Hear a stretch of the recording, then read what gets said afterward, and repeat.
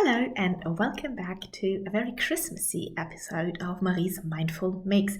Today is St. Nicholas, so I thought it'd be very appropriate to feature some stockings.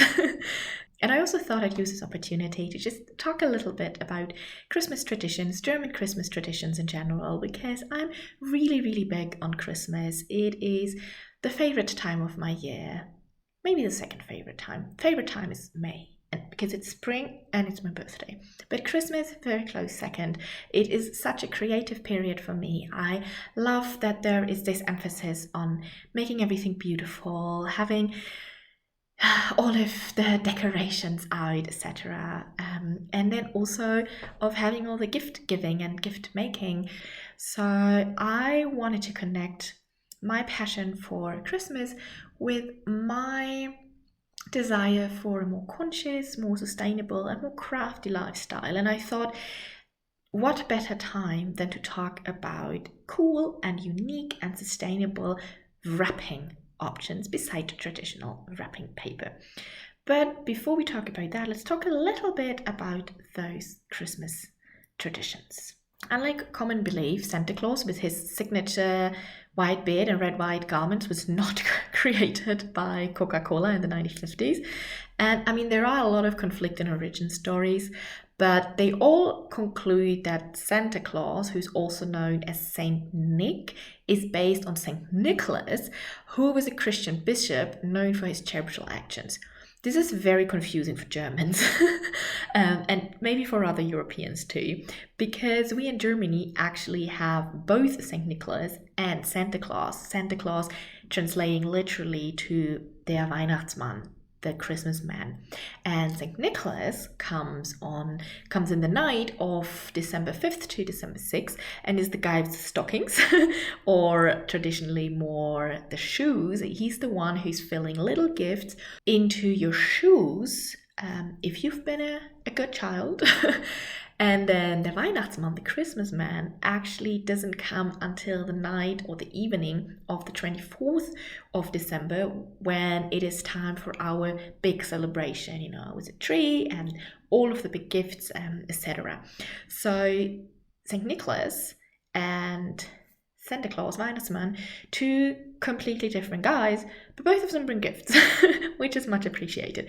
And St. Nicholas so the Nikolaus is actually the one who is based on the story of St. Nicholas. He used to be this European bishop, while der Weihnachtsmann is actually more of a modern thing. And in the parts of Germany that are still dominated more by the Catholic Church, it actually isn't necessarily Santa Claus who brings the gifts on, but rather the Christ child, because in the 24th is when we are supposed to celebrate the birth of Jesus Christ, which, I mean, those end of year traditions in Europe go back much further than Christianity. But at some point, when Christians realized that the peasants will not get rid of their end of year holidays, they just kind of rebranded it to the birth of Christ, and voila, now we're celebrating Christmas. I would say that was a very successful PR stunt, if anything. When I was younger, when I was a child, I had never actually heard of a great stocking tradition in Germany, because as I said before, for me and my friends, St. Nicholas would always leave his gifts and little treats in the shoes that we put out, not so much a stocking. Stockings seem to have a longer tradition in the Anglo-Saxon space, where you have those tales of the stocking origin, where a poor family had hung the stockings by the fireplace to dry, and then Santa Claus or St. Nicholas, or just a dude, who, charitable, caring as he was, came by and, upon seeing the precarity of the situation, hid gold in the stockings to help out without risking to be turned down. So he threw it into the stockings rather than just handing it to them. And then later, tangerines or gold-dyed nuts came in to represent those coins in the stockings. By now, stockings, at least at a decorative element, are firmly established in Germany, and I personally also like the look of it. And I also really enjoyed making them in recent years because I think they just look very cute and they make a beautiful gift to cherish for years to come, especially to friends with smaller children, where you can bring out the stocking once a year. And the one that you saw me filling before is a pattern by Me and Kiddo Patterns that I found on Etsy, and I really love that you have this little extra pocket with the quilted star as a special feature of that design. So that kind of smoothly transitions us into the second part of this video. Well done, me. Because a stocking is, of course, a gift in itself, but it also makes a very nice gift wrapper. So let's talk about the wrapping a bit more, shall we? You might know that traditional wrapping paper, besides being a single-use item, actually has a very poor environmental record. It requires lots of resources in its production, and it is very unsustainable because it is often coated for this special shine or glitter. And that means it cannot be recycled because the paper and the coating is stuck together. And there are alternatives like craft paper, but it still is a single-use item. Paper always uses a lot of water and other resources in being produced. And it is also really important to note that any glue, tape, ribbons that might be tied to it need to be entirely separated from the wrapping paper so that it can be recycled. In my family, my mom has long wrapped paper in newspaper or magazine pages, and I think that that's a very pretty way to repurpose those pages in a useful way. Decorated with twigs or ribbons, washi tape or stamps, they make a very nice alternative to single-use wrapping paper. And as I'm trying to use my plotter a little bit more and for different purpose, I realized that paper decorations make a perfect use for little bits of leftover paper, and it looks so cute in combination with the newspaper. But that is only one of the many alternative ways to gift wrapping that I want to talk about today, and the other things are a lot more DIY. If you don't want to use paper at all, I think fabric makes a really good alternative to wrapping paper, and there are many different ways how to use fabric. Some are more DIY, others are very simple, even for people with very limited creative, crafty skill. For me personally, I tried to make the shift from wrapping paper to fabric wrapping a few years ago, and I purchased a couple of different Christmas-themed quilting cottons and sat down for an afternoon to sew a bunch of matching gift bags. I made different sizes and shapes to make sure I have one for all of the different gifts. What I really love about these bags is that it makes gift wrapping really quick and easy, but still looks super pretty. These are actually also great for oddly shaped gifts, not only, simple things like books that are very easy to wrap. If you're looking for a pattern for a gift bag like those, you can find many free tutorials online, or you can also go to Etsy and try to search for things like gift bag sewing pattern or string bag pattern. So that should do the trick, and there are a lot of different bags for a lot of different skills. I also use my own gift bags for family or friends, but with a note to ask the gift bag back. So I will hand them the gift and be like, yes, please unwrap and please give me back the bag.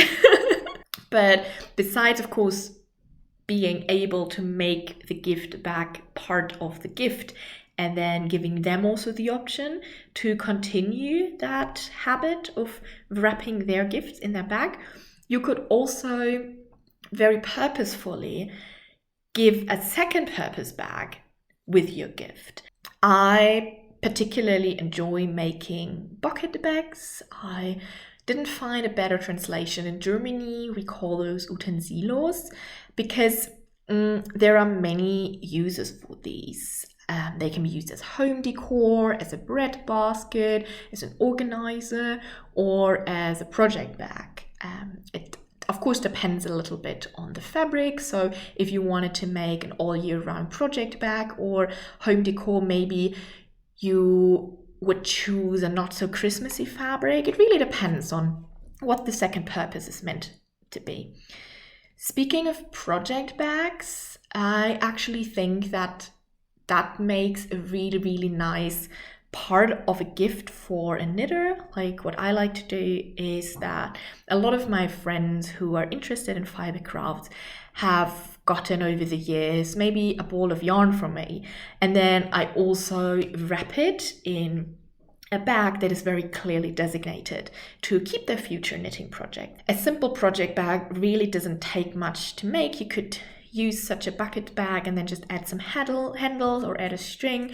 But if you wanted to look for a very specific pattern, there is, of course, the Abis Projekttasche by Fabelwald, which is a free pattern available online.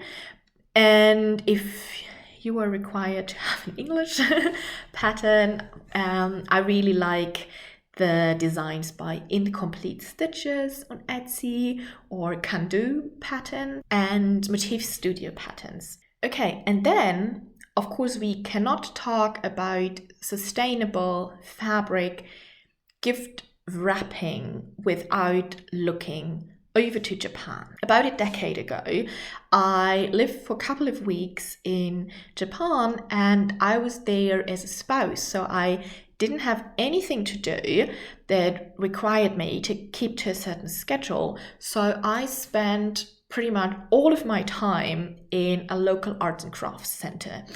That center offered a lot of different classes on all of the many, many different fascinating centuries-old Japanese art forms and also Japanese classes.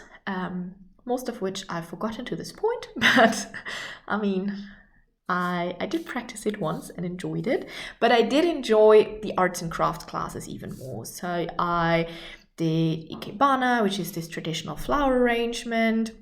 I did origami, calligraphy, which was of course challenging because I didn't know how to write characters, so it wasn't so much writing as painting the strokes.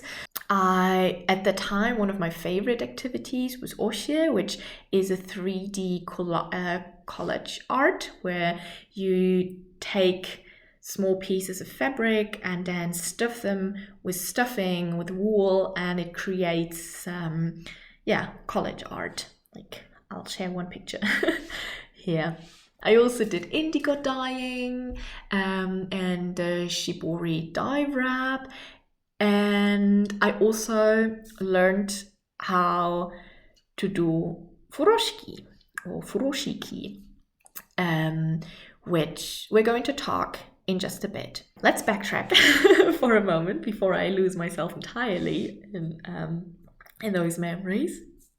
So, what I want to say is that the variety of those Japanese art and craft form is really impressive. And when it comes to sustainable traditions, we in the Western world or in Europe can really draw a lot of inspiration from this Japanese culture. And there are two things that I want to mention in this video. So the first relates to what we just spoke about, like gift bags with a second purpose.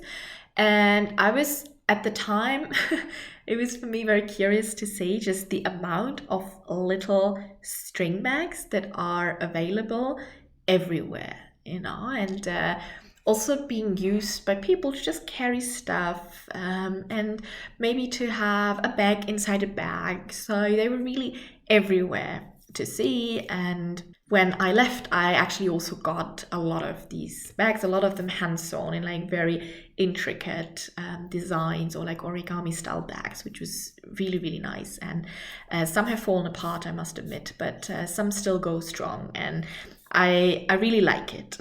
There are some popular styles, and again, please remember that my Japanese was never good at any point. I will probably butcher those words. I tried to listen to pronunciation before, but yes, I apologize.